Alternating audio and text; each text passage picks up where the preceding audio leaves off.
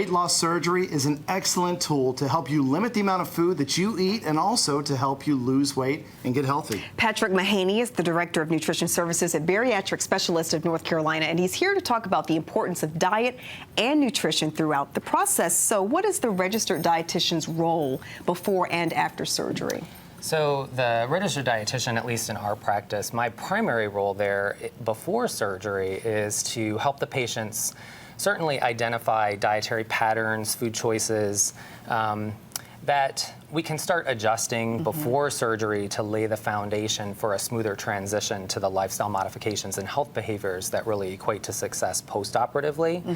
And then after surgery, we spend quite a bit of time talking about what's okay to eat, what's not okay to eat, how much to eat, how often to eat, and really just learn how to navigate that process not only safely but healthfully to attain weight loss. And you mentioned short-term and long-term volumes. What does that mean? Yeah, so of course I think most people understand that when you have weight loss surgery, the amount of food you're able to eat is going to decrease drastically. But at Bariatric Specialists, we progress our diet in a specific manner where we send our patients home on a liquid-only diet for the first 2 weeks after surgery. And during that phase of the diet, most patients are really only able to take about an ounce or two at a time. This little cup holds about 1 ounce. So imagine really only being able to put that much in your stomach about every 15 minutes. That's it? That's it. For how long? Really small amounts. And so most people need to drink about an ounce or two of fluid every 15 minutes during their waking hours. So it takes most patients about 12 to 14 hours each day to achieve their fluid and liquid nutrition goals at that stage of the diet. And then we progress to what we call a semi-solid diet, which really I tell patients includes things that you would eat with a spoon. Okay. Strange soups, light low-fat yogurt, cottage cheese, mushy things. So what period of time are you at this stage before you move to the eating with a spoon phase? Yep, so the liquid phase really lasts 2 weeks. Okay. And then we do a week on that mushy or liquid phase of the diet, or that mushy kind of semi-solid phase of the diet. And that only lasts about a week. And then what we do is we have a class, because everybody's kind of in the same boat at that point, where we talk for about an hour about how to begin really reintroducing foods to the diet.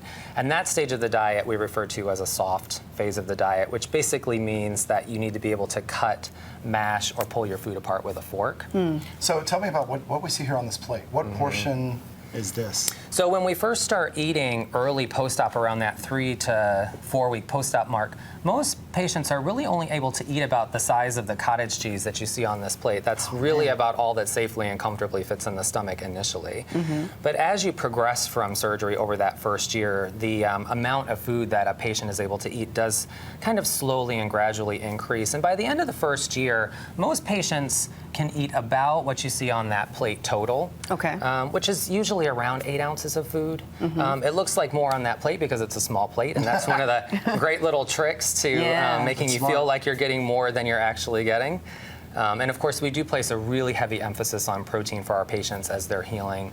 They have to eat protein every time they eat, and always put that protein in first. Now, I've seen people, I know people who had the surgery, and then a few years later, they're back where they started.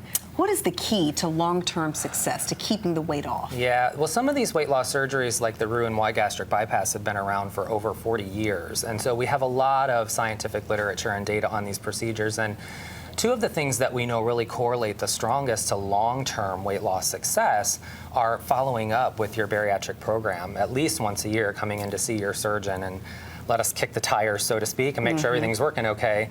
And the other is establishing and maintaining a regular exercise regimen. That's smart. Yeah, really none of these surgeries, as far as we know, will keep weight off long term if you're not exercising on a regular basis. That's great. Thank you so much, Patrick. Thank you for having me. I appreciate being here.